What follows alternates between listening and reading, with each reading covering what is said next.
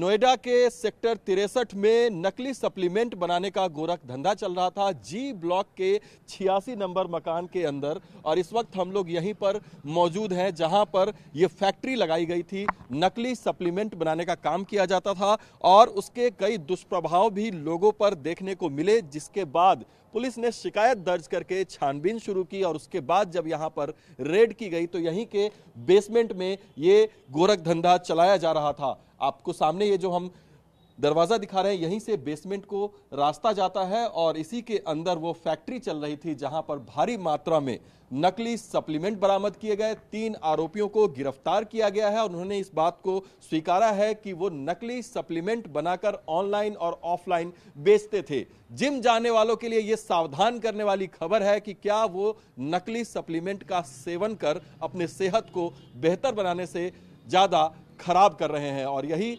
बात है कि ये लोगों के लिए एक सावधान करने वाली खबर भी है। यही वो फैक्ट्री है, एक बिल्डिंग है जिसके अंदर नकली सप्लीमेंट बनाने का काम काफी समय से चल रहा था, जिसका खुलासा नोएडा की पुलिस ने किया है और 3 लोगों को इसमें गिरफ्तार भी किया गया है। कई किलो सप्लीमेंट वो बेच चुके थे ऑनलाइन और ऑफलाइन मोड के जरिए। इसका खुलासा उन्होंने खुद किया है और इसमें आगे भी पुलिस जांच कर रही है। हमारे साथ डीसीपी शक्ति अवस्थी मौजूद हैं, उनसे बातचीत करेंगे। सर, सबसे पहले तो यही कि कितने समय से ये चल रहा था और कितने वॉल्यूम में ये लोग बना चुके थे, उसके बारे में सर जानकारी दें। कल नोएडा पुलिस के द्वारा 3 लोग को गिरफ्तार किया गया, जो लोग बिना रजिस्ट्रेशन के, बिना किसी लाइसेंस के बॉडी बिल्डिंग सप्लीमेंट्स बनाते थे। इन लोगों ने अपनी कंपनी रॉरेज नाम से बनाई थी और इन लोग बिना किसी कंपोजिशन के, रजिस्ट्रेशन के और बिना किसी लाइसेंस के ये लोग लगातार इसी ब्रांड के अंडर अलग अपने अपने कंपोजिशन के साथ प्रोडक्ट को मार्केट कर रहे थे और सेल कर रहे थे और अपना गलत FSI लाइसेंस दिखाकर ये लोग इस प्रोडक्ट की मार्केटिंग कर रहे थे।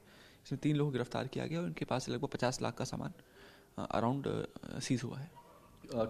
शिकायत आपके पास कैसे पहुंची? और ऐसा भी कहा जा रहा है कि बड़े ई-कॉमर्स साइट्स पे भी ये लोग ऑनलाइन जो है ये बेचने का गोरख धंधा चला रहे थे। हमारे पास एक कंप्लेनेंट आया जिसने कुछ साइड इफेक्ट्स के बारे में बताया, तो हमने जो करस्पॉन्डिंग फूड डिपार्टमेंट होता है, हम लोगों ने उनसे कोऑर्डिनेट किया और फूड डिपार्टमेंट और पुलिस की जॉइंट कार्रवाई में सैंपल लिया गया और सैंपल को भेजा गया है और इसकी भी आगे टेस्टिंग की जाएगी।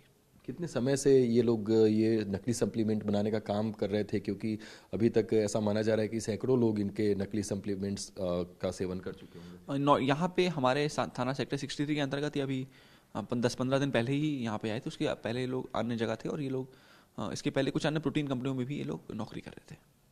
और सर, इसमें एक और है कि कार्रवाई किस तरह की बनती है, क्योंकि लोगों के स्वास्थ्य के साथ खिलवाड़ जो है करने का काम कर रहे थे, तो क्या कार्रवाई इसमें IPC की जो चीटिंग की धाराएं होती हैं, जो अगर कोई गलत इन्फॉर्मेशन या गलत डॉक्यूमेंट इस्तेमाल किया है तो उसकी धाराएं लगती है। इसके अलावा फूड डिपार्टमेंट अपने अलग एक्ट में उनका अपनी अलग से कार्रवाई करता है, तो उन दोनों ही एक्ट में इसमें कार्रवाई होती है।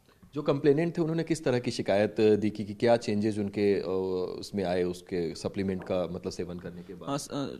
जो कंप्लेनेंट था उसने बताया था कि उसको बॉडी में रैशेज और उसके अलावा स्टेरॉइड्स के जो इफेक्ट होते हैं बॉडी पर, उसको उस तरह के इफेक्ट्स आने स्टार्ट हो गए थे। तो उसके बाद हमने फूड डिपार्टमेंट के साथ ही जब इन्फॉर्मेशन शेयर की तो उसके बाद ही संयुक्त कार्रवाई की है।